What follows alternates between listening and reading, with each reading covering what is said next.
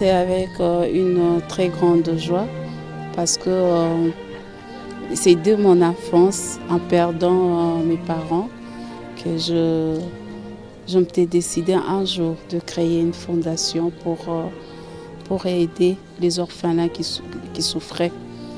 Alors élever à ces rangs, pour moi, c'est une lourde responsabilité auquel je m'engagerai encore plus de faire ce que j'ai toujours fait pendant, il y a cela plus de 20 ans, à défendre la cause des personnes démunies, la cause de tous ces enfants orphelins qui sont en train de souffrir, de toutes ces personnes vulnérables qui ne savent à quel sens se vouer.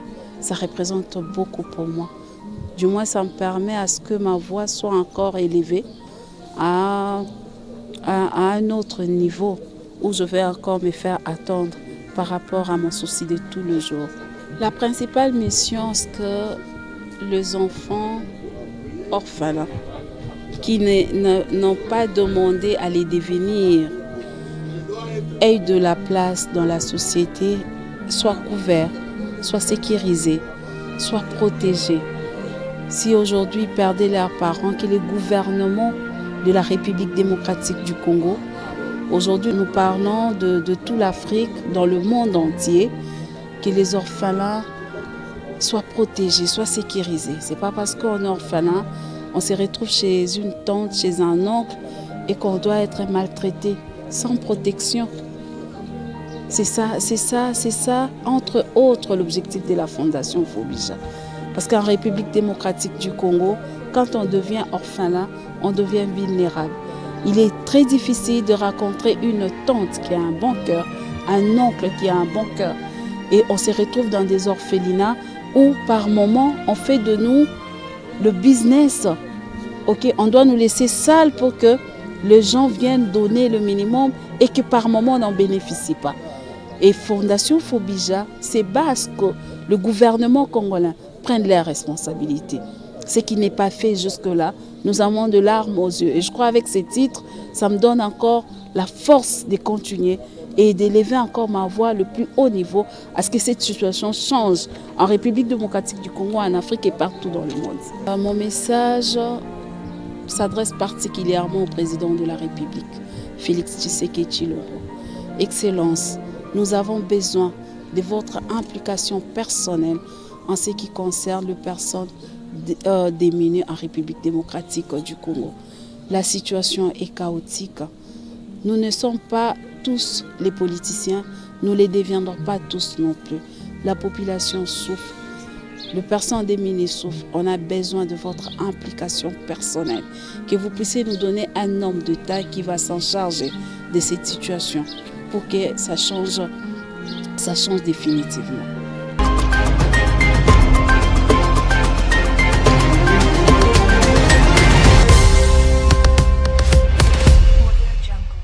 Aujourd'hui, nous venons de passer un événement très important. L'événement a été marqué par la remise et reprise du président du conseil d'administration, l'entrant et sortant. Mais sinon, ça a été vraiment édifiant parce que c'est une passation qui a été marquée par beaucoup d'événements, surtout l'éducation. Et les éléments aussi que nous pouvons ajouter, c'est qu'en présence de notre DG, il y a eu des mots importants qu'il nous a donnés comme leçon. Et surtout le nouveau PCA nous a parlé concernant l'amour qui devait rester dans notre famille. Donc l'Institut supérieur technique Songwa, c'est une famille.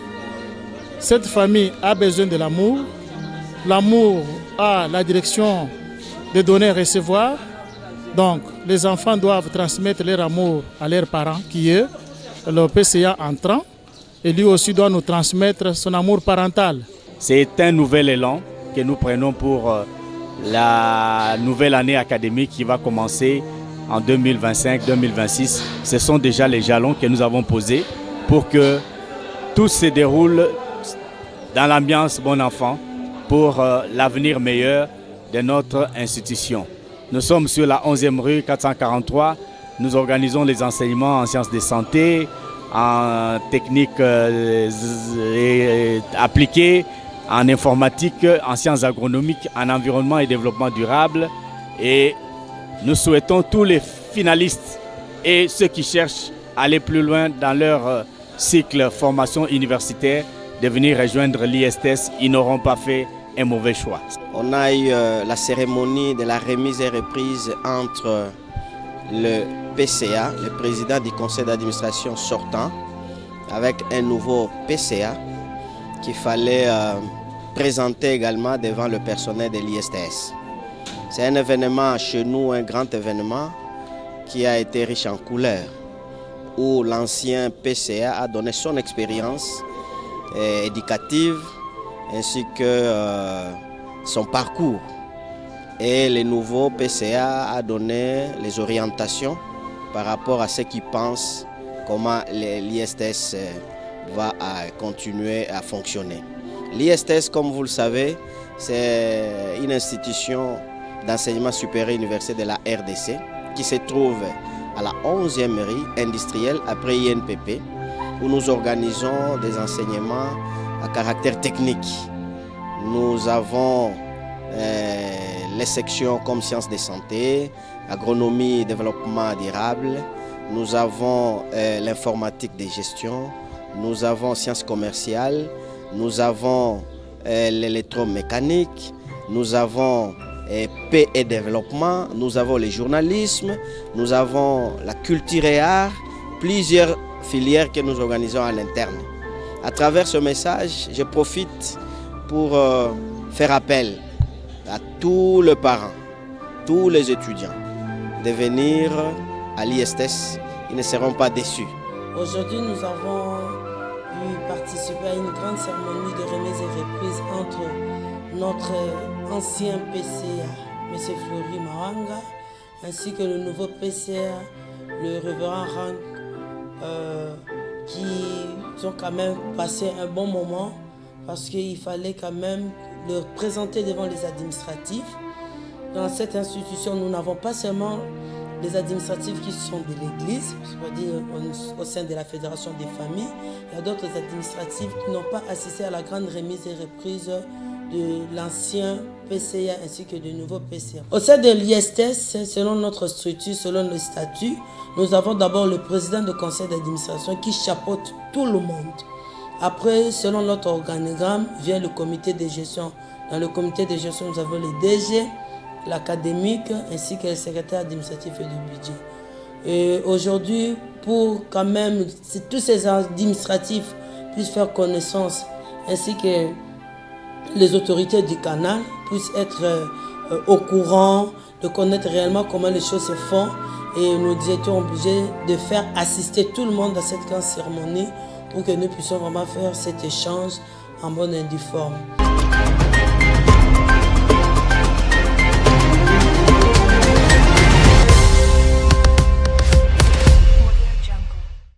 Cette activité qui a été organisée aujourd'hui au sein de l'université, au sein de l'Institut supérieur technique Sandois, ça a été organisé en collaboration avec le comité académique pour la recherche des principes, CAP ANSI.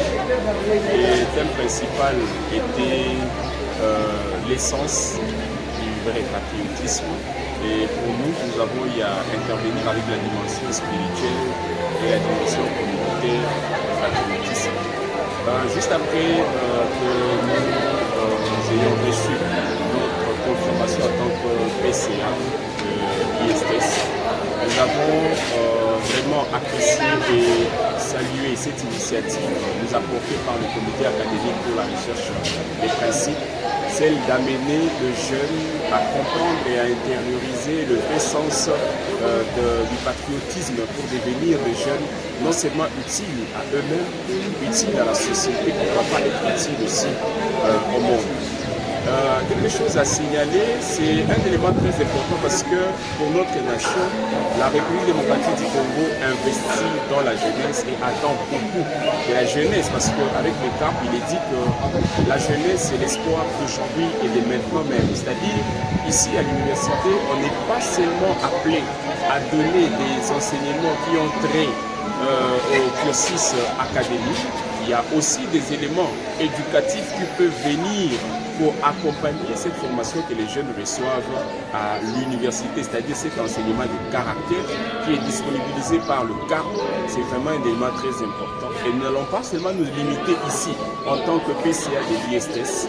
C'est une invitation aussi à d'autres universités et autres instituts supérieurs que nous aurons aussi à visiter et à donner aussi l'occasion de recevoir ces messages et ces enseignements que les étudiants de l'ISTS ont eu à recevoir aussi.